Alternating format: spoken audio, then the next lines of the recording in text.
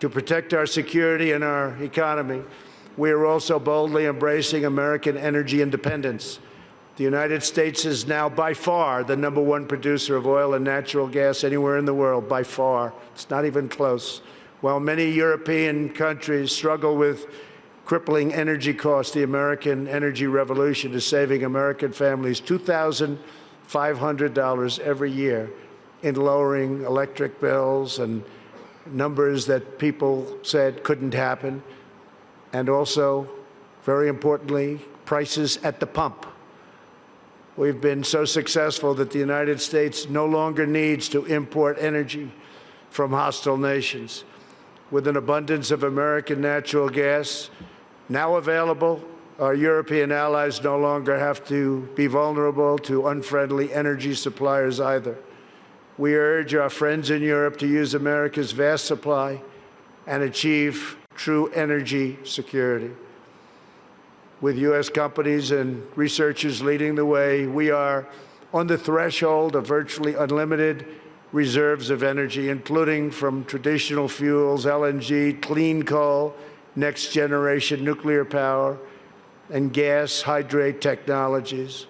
You wouldn't know it, but Canada actually has about 5 times the oil reserves of the United States. We have more oil in Canada than any other country besides Venezuela or Saudi Arabia, but we produce a fraction of what America does. We should be saying those things. Instead, we're bringing in carbon taxes, calling for gender analysis of projects, and importing oil from Saudi Arabia and from America by rail, if you can believe it. And you know, when Trump talks about the environment, and he doesn't talk about made-up problems like a puff of carbon dioxide, which is not a real problem. It's not pollution, it's natural.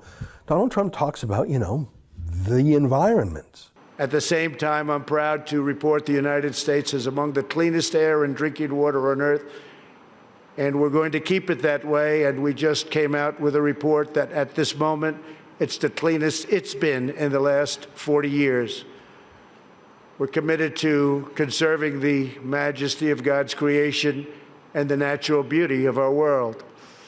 Today, I'm pleased to announce the United States will join 1 Trillion Trees initiative being launched here at the World Economic Forum. 1 trillion trees. And in doing so, we will continue to show strong leadership in restoring, growing, and better managing our trees and our forests.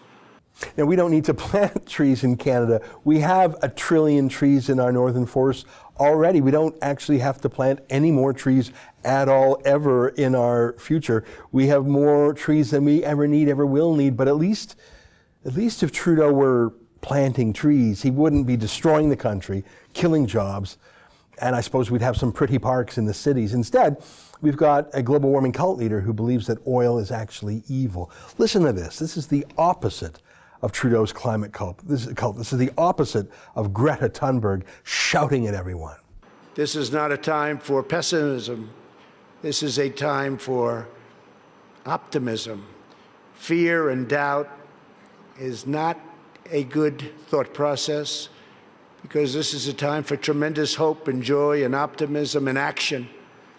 But to embrace the possibilities of tomorrow, we must reject the perennial prophets of doom and their predictions of the apocalypse.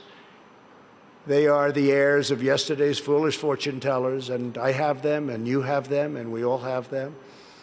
And they want to see us do badly, but we don't let that happen.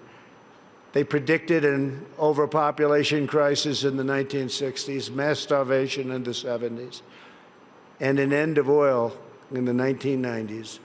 These alarmists always demand the same thing: absolute power to dominate, transform, and control every aspect of our lives.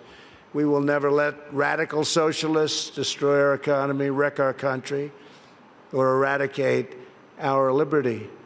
America will always be the proud, strong, and unyielding bastion of freedom. In America, we understand what the pessimists refuse to see: that a growing and vibrant market economy focused on the future lifts the human spirit and excites creativity, strong enough to overcome any challenge by far. This guy knows. That's a positive message, isn't it? That's an excerpt from the Ezra Levant Show, which is a show I do every day. I do a monologue, interview an interesting guest, and then I read my hate mail. But you've got to subscribe to it, which you can do at premium.rebelnews.com.